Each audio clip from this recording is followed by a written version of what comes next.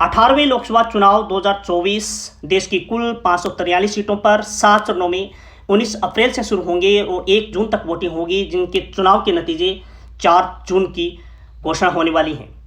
वैसे ही 543 सीटें अपने आप में कुछ खास और चर्चित हैं, लेकिन राजस्थान की एक ऐसी सीट जो चुरू लोकसभा क्षेत्र आता है, जिनके वर्तमान जो कैंडिडेट हैं, प्रत्याशी हैं, जो इंडिया गठबंधन के राहुल कसवां और बीजेपी के कैंडिडेट हैं देवेंद्र झाझड़िया, इनके बीच का जो कड़ा जो मुकाबला है वो अपन इस सेशन के अंदर डिबेट में अंदर चर्चा करेंगे।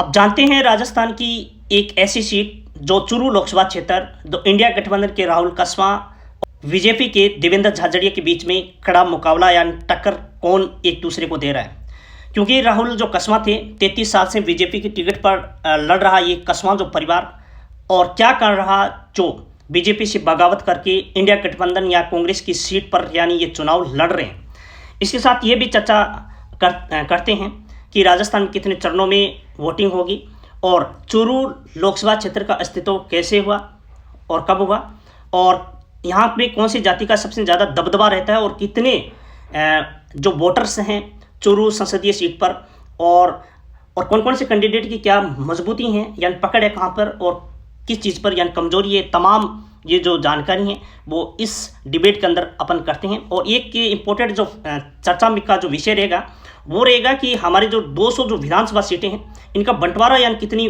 विधानसभा क्षेत्र से होता है। तो तमाम इस प्रकार की अपन जो जानकारी है वो इस सेशन के अंदर करने वाले हैं।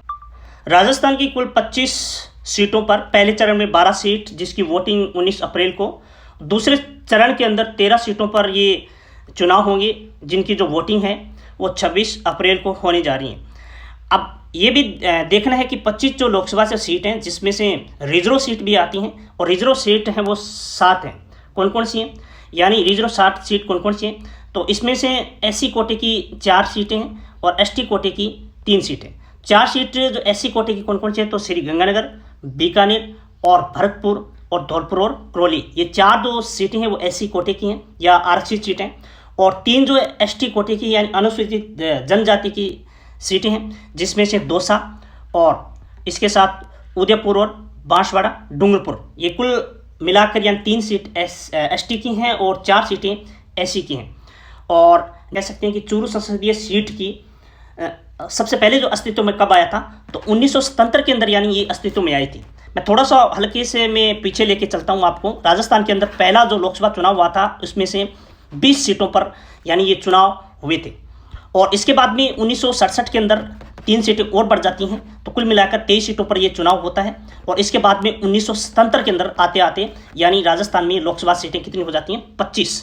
तो राजस्थान में के अंदर तो चुरू जो लोकसभा क्षेत्र है वो 1977 के अंदर अस्तित्व में आता है।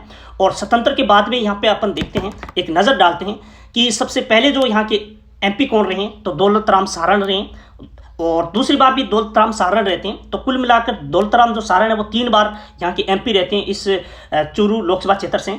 और इसके बाद में कह सकते हैं मोहर्षि राठौड़ भी रहते हैं, कांग्रेस के टिकट होते हैं। इसके बाद में नरेंद्र बुडानिया, और फिर वापस नरेंद्र बुडानिया भी 3 बार रहते हैं, ये भी कांग्रेस के टिकट से ये चुनाव लड़ते हैं। और सबसे इंपॉर्टेंट बात रहती है कि राम सिंह कसमा भी लगातार यानी कह सकते हैं कि देखो, एक तो 91 और 96 के बीच में यानी भारतीय जनता पार्टी से टिकट लड़के ये चुनाव लड़ते हैं। इसके बाद में राम सिंह कसमा, और इसके बाद में राम सिंह कसमा, इसके बाद में राम सिंह कसमा। तो कुल मिला के राम सिंह जो कसमा है, ये राहुल कसमा प्रेजेंट टाइम के इंडिया जो गठबंधन के कैंडिडेट हैं, उनके जो पिता से। कुल मिलाकर बीजेपी की टिकट से यानी 4 बार चुनाव जीते हैं, और 2 बार राहुल कसमा इस लोकसभा सीट से चुनाव जीत कर गए हैं, वो भी बीजेपी की टिकट से। तो सबसे ज़्यादा जो दबदबा रहा है यहाँ पे देखिए आप, मोहर्षि राठौड़ को आप छोड़ देते हैं, और इसके बाद में आप देखते हैं तो सबसे ज़्यादा, या एक चीज़ और है, ये सबसे ज़्यादा जो वोटर्स हैं वो जाट बहुल क्षेत्र आता है, और यहाँ पे जाट जो कैंडिडेट है सबसे ज़्यादा यहाँ पे रहे हैं।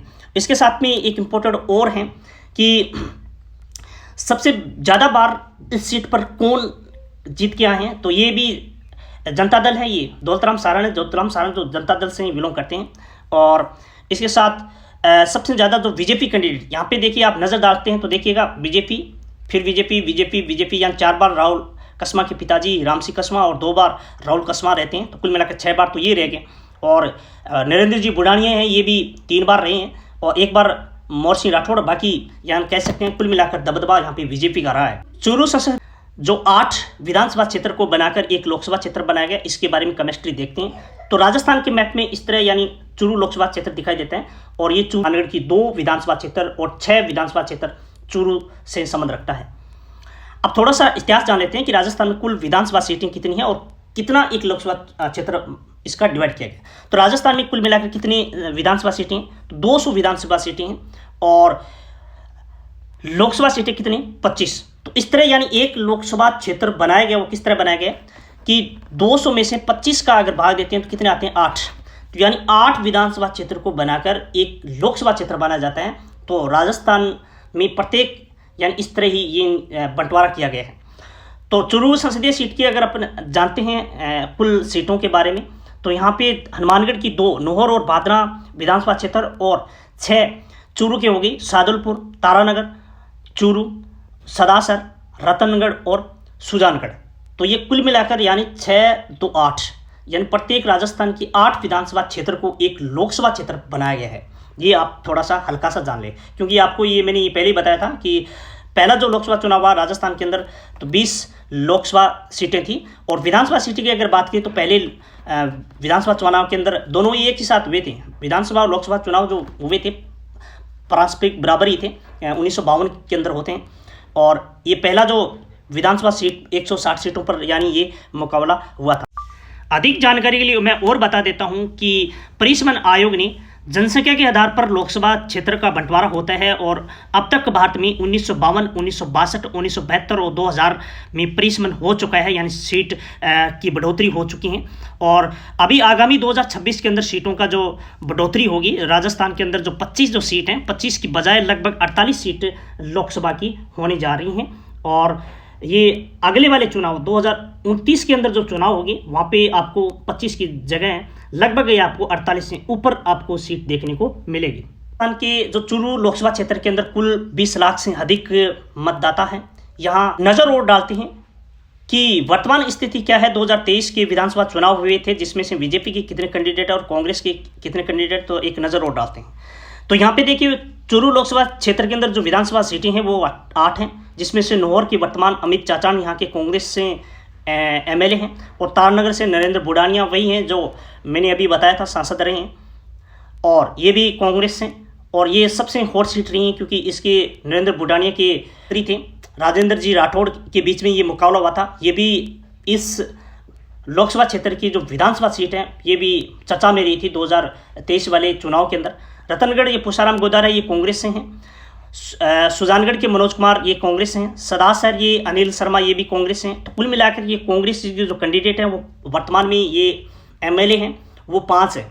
और चूरू की अगर मैं बात करूं, चूरू हरलाल सारण है ये बीजेपी के हैं और भादरा के संजीव बेनीवाल ये भी बीजेपी से हैं। तो बीजेपी के यहाँ पे 8 में से 2 ही हैं और कांग्रेस के 5 हैं। और यहाँ पे सादुलपुर मनोज कुमार जो नांगली हैं ये बहुजन समाज पार्टी से बिलोंग करते हैं। तो कुल मिलाकर यहाँ का जो दबदबा रहा है वर्तमान के अंदर जो विधायक का वो है कांग्रेस का।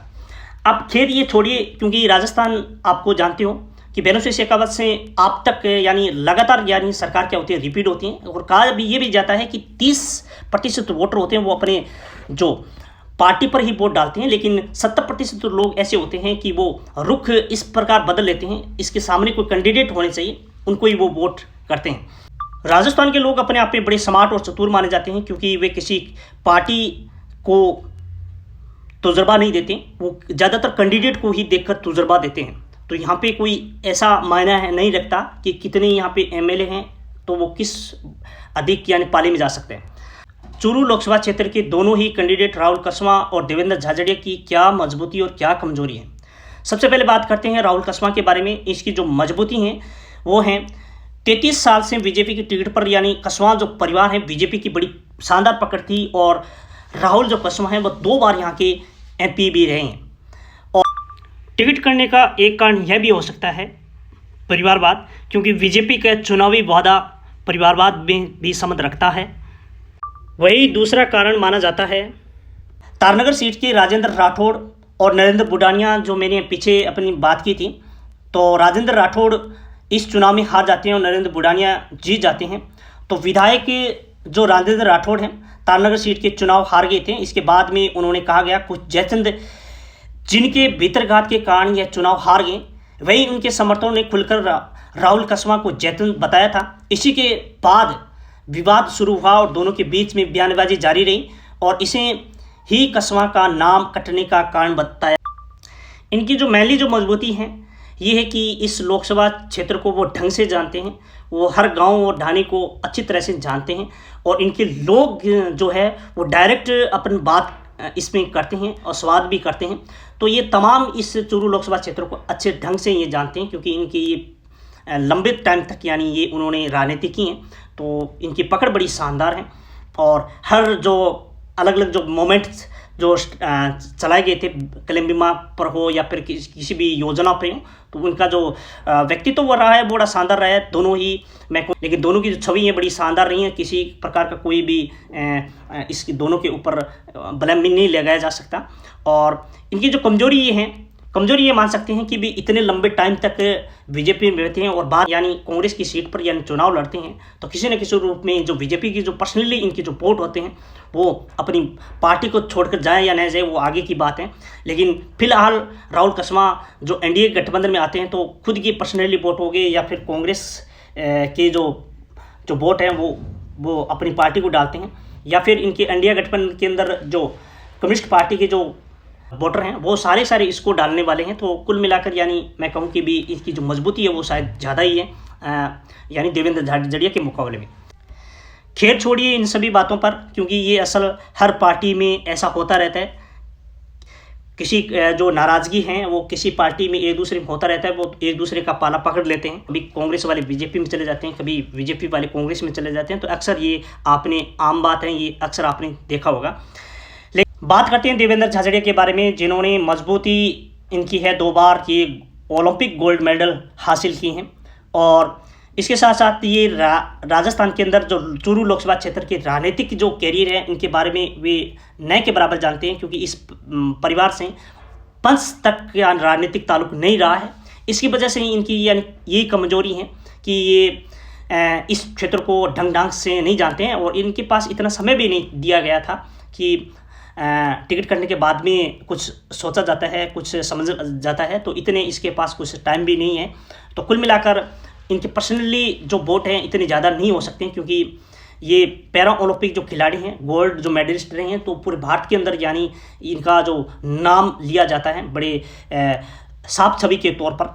मैं बात करूं तो लोकसभा चुनाव टिकट मिलने के बाद देवेंद्र झाझड़िया के घर में जश्न का माहौल होता है, क्योंकि देवेंद्र झाझड़िया को ये पहले ज्ञात नहीं होता कि मुझे ये टिकट मिलेगी और इनको टिकट राहुल कसवा का यानी टिकट काटा जाएगा, उनको कुछ हद तक यानी उनको पता नहीं था।